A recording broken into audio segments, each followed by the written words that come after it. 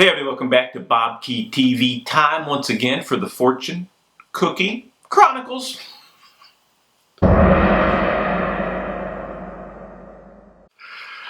everybody, last night was fortunate enough to have a fortune cookie after dinner, and I think this is probably the most appropriate fortune, and I might retire the Fortune Cookie Chronicles after this because I don't know what else there is to say. The most appropriate fortune ever pulled out of a little ginger snap cookie. Those who can endure most are rewarded most. No numbers. Rethinking the gambling thing with y'all.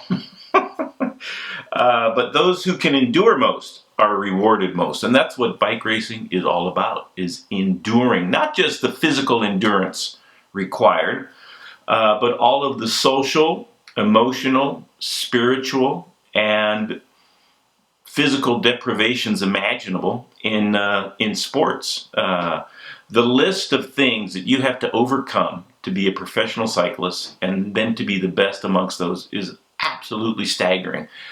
I feel like very few people are willing, maybe most telling, or capable of putting up with the things that bike racers put up with. Physically, being sick, being injured, bad food, bad hotels, travel nightmares, canceled flights, delayed flights, missed connections. For a lot of people is an inconvenience, but for bike racers, it's a recipe for ruining your fitness and consequently being unable to do your job. So a lot of the things are out of your control, can really be a detriment to your racing. And so you have to be able to overcome, to endure all of those things. The Peloton skirmishes, if you get sideways with a few people, which is inevitable, and you try to attack, they will chase you down for no reason, except that they don't like the sight of your face. They hate your guts. And that's sort of also part of the collective idiocy of the Peloton. A lot of times the Peloton will stay together for no reason, except that it feels comfortable to the majority of the riders involved. And that's something that you have to endure. One thing that we see rarely, but happens, is the treachery of your teammates. Woo! If the sport is not hard enough, you sometimes have to watch out for your own teammates. The endless tedium of mile after mile of training, which induces a state of boredom and emotional fatigue that makes it hard to keep the morale up, to keep your fighting spirit up to the point where you want to obliterate the people around you. And all of those things have to be endured. Also, if you're a professional cyclist and you follow the headlines generated in the cycling press, you will have to endure the grinding suspicion that the riders around you have motors in their bicycles.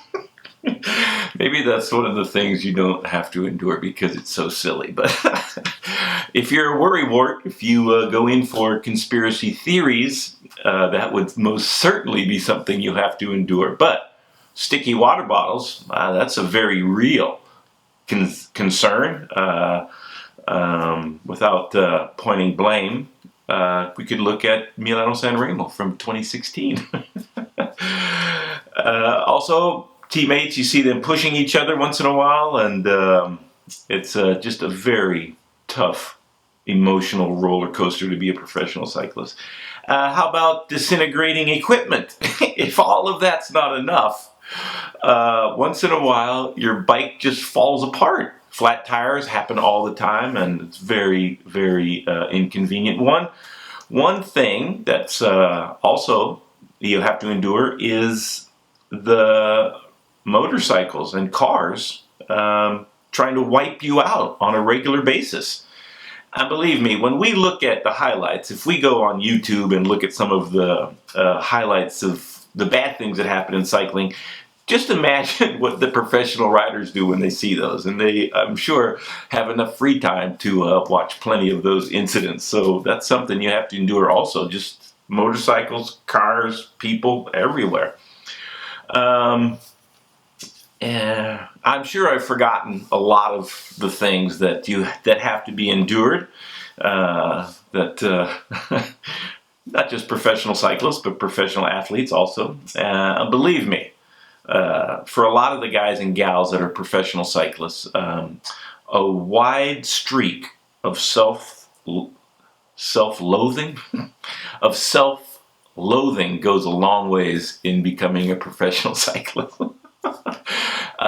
But patient endurance, taking everything that comes at you and keeping your morale and your spirits high, are the key to being a successful cyclist. Thanks everybody for subscribing. First and foremost, I would also like to thank everybody for your comments. Very civilized. Let's not try to get into criticizing each other so much. You can disagree with somebody without insulting them, hopefully. So I know that's a fine line, but please be aware that there are repercussions for that. Follow me on Facebook and Twitter, and thumbs up greatly appreciated. Click on my face to subscribe, and the t-shirt icon if you'd like to buy some merchandise. Thanks a lot, everybody.